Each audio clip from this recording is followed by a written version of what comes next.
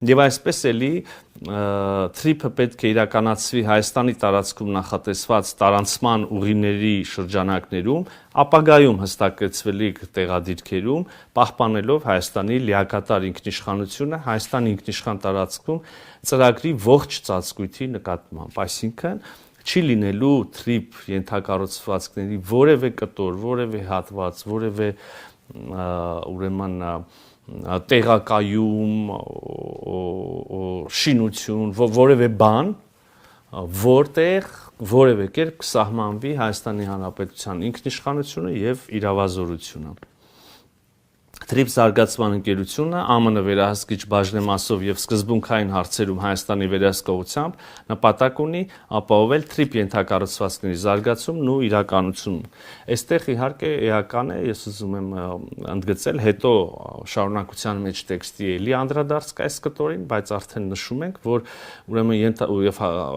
այստեղից հասկանալի է, որ թրիփ զարգացման ընկերությունը կունենա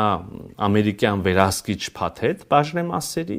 եւ այնուամենայնիվ կլինեն որոշ սկզբունքային հարցեր, որտեղ Հայաստանի Հանրապետությունը նույնիսկ չունենալով վերահսկիչ փաթեթ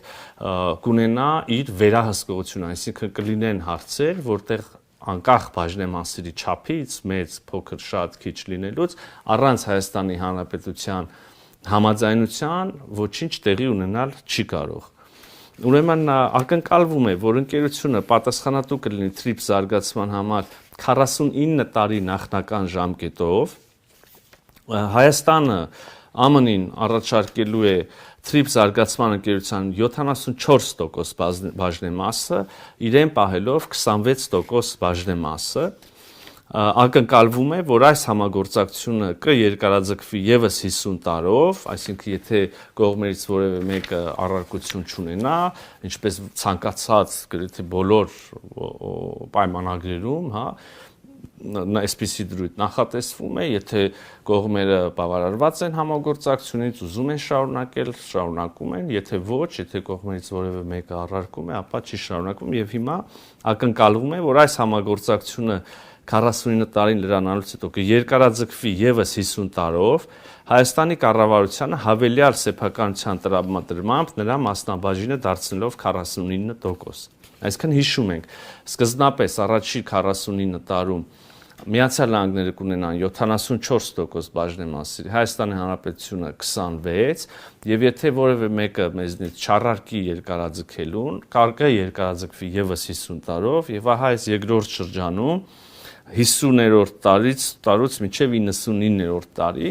արդեն Հայաստանի Հանրապետության բաժնեմասը 26%-ից կբարձրանա 49%-ի։ Իհարկե կան հարցեր, նախկինում էլ այս խոսակցությունը կար, ենթադրում եմ հիմա էլ կլինի։ Իհարկե, ինչպես ցանկացած ընկերություն, բաժնեմասեր կարող են օտարվել, վաճառվել, նվիրվել, անջատվել, վերակազմակերպվել կամ որևէ այլ իրավական կամ փաստացի գործողություն, եւ ուրեմն փաստաթղթում հստակ նշված է, որ այդպիսի զարգացումների դեպքում եւ վերջնական շահույթի սեփականատերի փոփոխության դեպքում անհրաժեշտ է Հայաստանի Հանրապետության եւ ԱՄՆ կառավարության նախորոք համաձայնություն։ Այսինքն չի կարող այդպիսի բան տեղի ունենալ առանց Հայաստանի Հանրապետության համաձայնության։ Դավադրության տեսություններ ենք լսել, մեկնաբանություններ, որ այ հիմա որևէ տոկոս համամասնությամբ կհամաձայնվենք, ուրեմն բաժնեմասերը կիսել Միացյալ Նահանգների եւ Հայաստանի միջև, հետո կսկսվի գործունեությունը ընկերության եւ հետո ինչ որ փուլում մի ամիս հետո, մի շաբաթ հետո, մի տարի հետո, 10 տարի հետո մեզնից թաքուն մեր կամքի հակառակ բաժնեմասերի ինչ որ մի մաս կարող է վաճառվել այս կամ այն երկրին։ Հիմա ուրեմն հստակ ամրագրում ենք, որ այդպիսի բան առանց մեր համաձայնության բացառվում է, որ տեղի ունենա։ Դա կլինի պայմանագրի խախտում եւ հետեւաբար չի կարող լինել։ Հավանիչ տեսանյութը եւ բաժանորդագրվիչ նորությունները բաց չթողնելու համար